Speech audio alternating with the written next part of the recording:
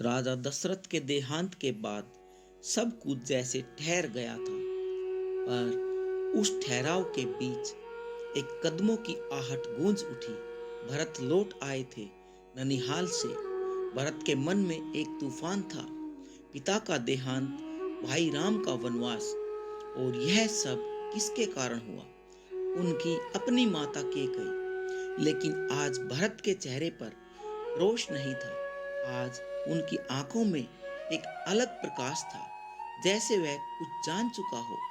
कोई ऐसा रहस्य जो अब तक किसी ने न जाना।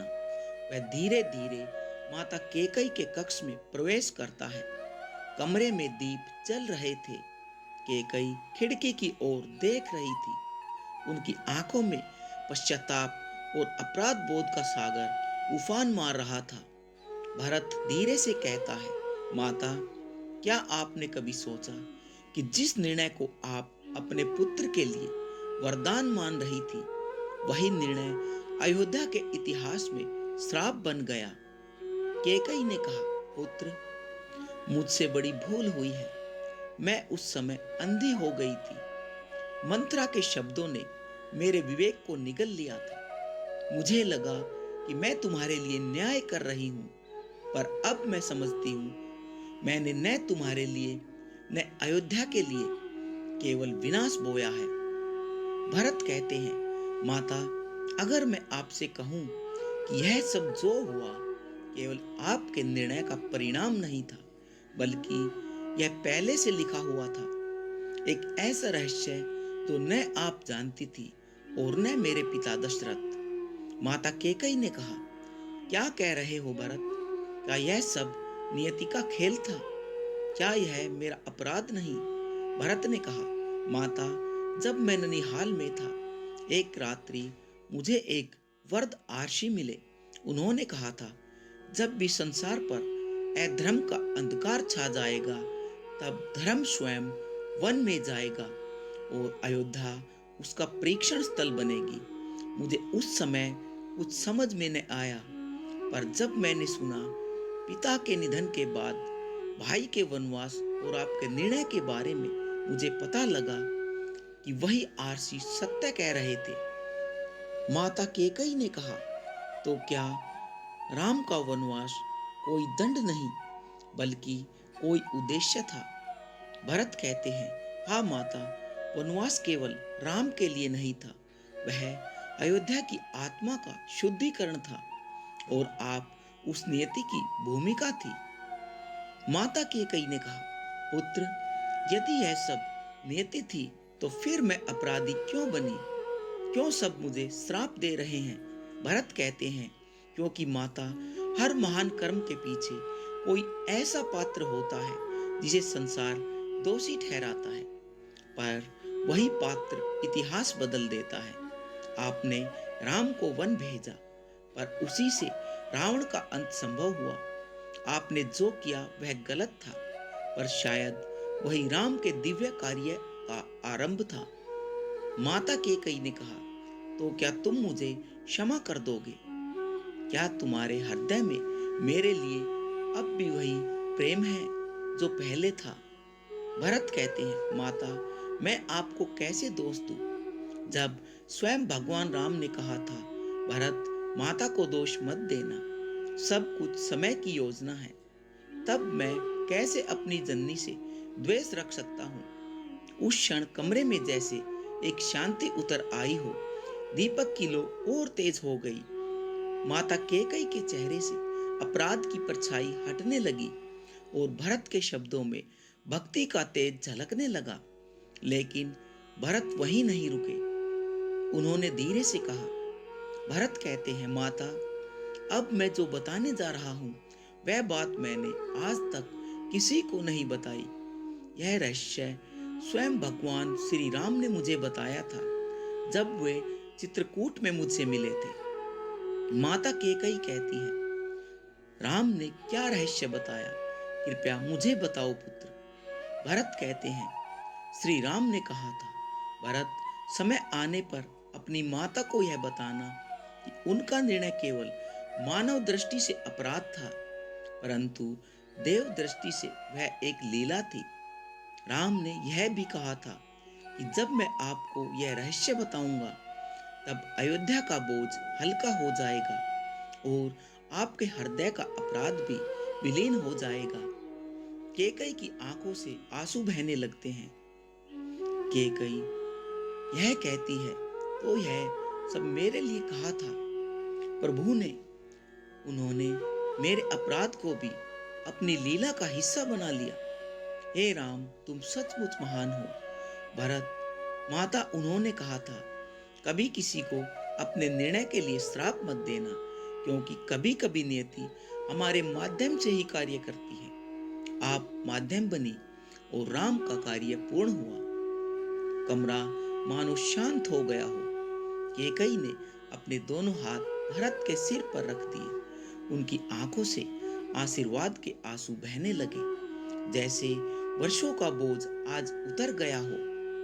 लेकिन यह तो बस शुरुआत थी। भरत के मन में अभी भी एक और रहस्य था जो उन्होंने अब तक किसी को नहीं बताया था। वह रहस्य रावण के अंत से पहले भगवान श्री राम ने भरत को जो संदेश भेजा था उसी का था। माता केकई की नेत्रों से आंसू बह रहे थे। भरत ने उनके चरणों में शीश झुकाया। कक्ष में दीपक की लो अब स्थिर थी, मानो अयोध्या की वेदनाएं शांत होने लगी हों। कुछ देर मौन रहा, फिर भरत ने गंभीर स्वर में कहा, माता, अब वह रहस्य सुनिए जो भगवान श्री राम ने तब बताया था जब मैं चित्रकूट में उनसे मिलने के लिए गया था।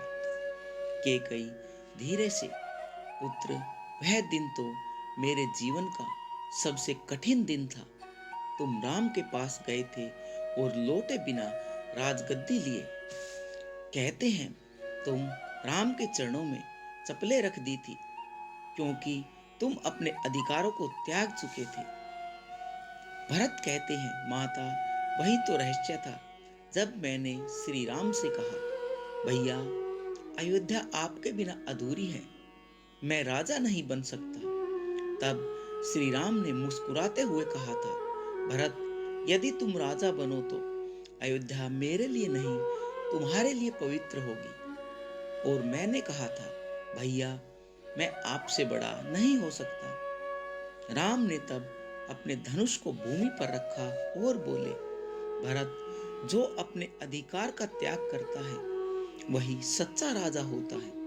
जो गद्दी चाहता है वह राज्य का स्वामी होता है, पर जो अपनी गद्दी त्याग देता है वह धर्म का रक्षक बनता है। केकई आश्चर्य में बोली, तो उन्होंने तुम्हें राजा कहा था? भरत, नहीं माता, उन्होंने मुझे धर्म का सेवक कहा था।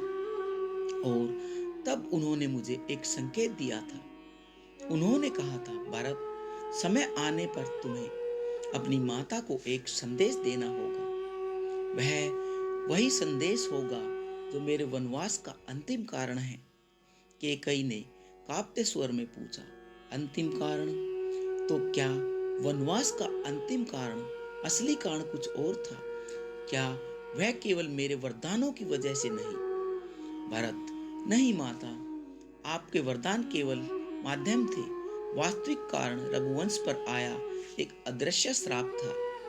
केकई कहती है, कौन सा श्राप?